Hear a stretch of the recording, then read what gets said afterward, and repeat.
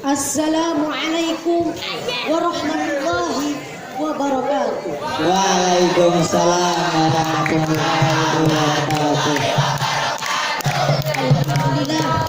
Alhamdulillah alamin wa bihi nasta'in wa ala umuri dunya waddin wa ala alihi wa sahbihi ajmain amma ba'd. Allah Ta'ala fil Qur'anil Karim, a'udzu billahi minasyaitonir rajim. Bismillahirrahmanirrahim. Wa minal laili fatahajjad bihi nafilatan yab'athaka rabbuka maqaman mahmuda. Pertama-tama yang paling utama, marilah kita panjatkan puji syukur kepada Allah Subhanahu wa taala yang telah memberikan beribu-ribu bahkan berjuta-juta kenikmatan, yang salah satunya kita bisa bermuazahah di tempat insyaallah penuh barokah ini. Amin. Amin. Yang kedua, salawat serta salam marilah kita curahkan kepada baginda kita, yakni Habibana wa Syafi'ina wa Karimina wa Dukhrina wa Maulana Muhammad sallallahu alaihi wasallam, yang telah membawa kita dari zaman jahiliyah menuju zaman Islamiyah. Semoga kita termasuk umatnya di yaumul kiamah nanti. Amin amin ya rabbal alamin. Amin. Yang saya hormati Bapak Abdul Maskur, Bapak yang saya muliakan Ibunda Hajah Komaria beserta keluarganya, semoga beliau diberikan kesehatan oleh Allah Subhanahu wa taala. Amin. Yang saya hormati Bapak Abdul Mujib Nasiruddin selaku pemangku pondok pesantren Tarbiyatul Banin, yang setelah kita nantikan muizah dan tausiahnya. Yang saya hormati Bapak Abdul Maskur SPDI selaku ketua pondok pesantren Tarbiyatul Banin. Yang saya hormati Asatidul Mudabir yang telah memberikan dan transformasikan ilmunya kita semua untuk menjadi manusia yang berbudi luhur, berilmu yang tinggi yang diridhai Allah Subhanahu wa taala. Amin. Berdiri saya di sini akan membawakan sebuah pidato yang berjudul Itikaf pada bulan Ramadan. Apakah yang dimaksud itikaf? Itikaf adalah berdiam diri dalam masjid dengan niat itikaf. Menurut mazhab Imam Abu Hanifah, itikaf itu terbagi menjadi 3. Yang pertama itikaf wajib, yang kedua itikaf sunnah, yang ketiga itikaf nafil. Itikaf wajib adalah itikaf yang disebabkan oleh nazar. Itikaf sunnah adalah itikaf yang dilakukan 10 hari sesudah bulan Ramadan, sebagaimana kebiasaan Rasulullah Shallallahu Alaihi Wasallam. Kebiasaan yang ketiga itikaf nafil, yaitu itikaf yang tidak ditentukan hari dan waktunya. Mengenai paling sedikitnya itikaf itu, para ulama berbeda pendapat. Menurut mazhab Imam Abu Hanifah, itikaf tidak beritikaf kurang dari 1 hari. Namun Imam Muhammad memperbolehkan itikaf dengan waktu yang singkat. Pendapat inilah yang dijadikan sebagai fatwa. Rasulullah Shallallahu Alaihi Wasallam bersabda, An Ibnu Abbas radhiyallahu anhu anna Rasulullah Shallallahu Alaihi Wasallam fima taqifu huwa taqifu dhunuba wa yuzazalahu hasanati ka'amilal hasanati ka'amilal hasanati kulliha. An Ibnu Majah. Dari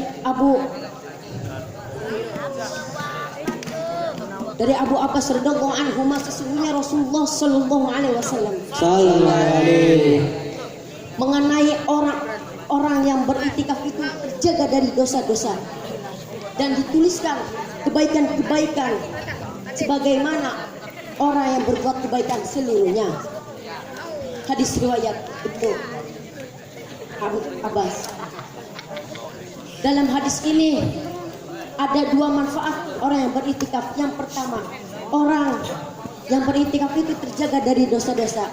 Namun seseorang itu terkadang seseorang itu menjerumuskan pada perbuatan dosa, apakah dengan kesengajaan atau kesalahan dan keliruan.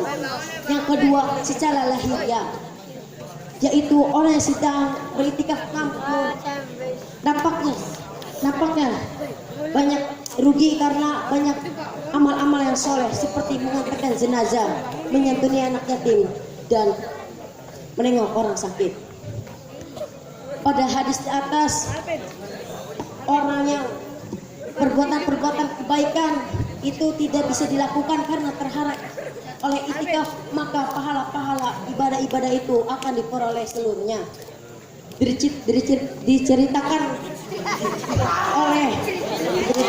hadis yang artinya dari Abu Abbas radhiyallahu anhu, sesungguhnya Rasulullah sallallahu alaihi wasallam bersabda, surga itu diberikan wewangian dan dihiasi dari tahun ke tahun. Pada bulan Ramadan, pada awal bulan Ramadan, maka bertiuplah angin dari arsy Allah yang bernama Al-Mutsirah. Hal ini menyebabkan daun-daun pohon surga dan gagang daun-daun itu surga menimbulkan suara dengungan yang sangat indah, dan muncullah pada bidadari-bidadari di halaman surga. Lalu mereka berkata, adakah orang yang memohon kepada Allah Subhanahu wa taala menikahi denganku? Lalu dia berkata lagi, wahai malaikat Ridwan, adakah apa malam ini? Malaikat Ridwan menjawab, malam ini adalah malam awal pada bulan Ramadan, dan pintu-pintu surga dibukakan untuk orang-orang yang berpuasa. Dari Nabi Muhammad SAW bersabda, Allah Subhanahu wa taala berfirman, wahai Ridwan, bukalah pintu-pintu surga dan tutuplah pintu-pintu neraka bagi orang yang berpuasa.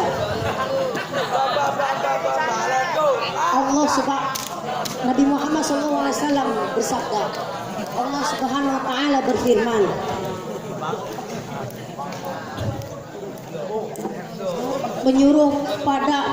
penyuruh tiga yang meminta tiga doa. Yang pertama, adakah orang yang meminta pemohonan maka aku akan memenuhi permohonannya.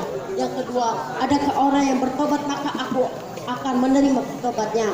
Yang ketiga, adakah orang yang meminta ampunan maka aku akan ampuni dosanya. Dari Nabi Muhammad SAW, Allah Subhanahu wa taala berfirman, pada awal bulan Ramadan maka Allah membebaskan 1 juta ruh yang diwajibkan masuk neraka. Tetapi terakhir pada bulan Ramadan Allah akan membebaskan sebanyak-banyaknya, sebagaimana dari awal bulan Ramadan hingga akhir bulan Ramadan.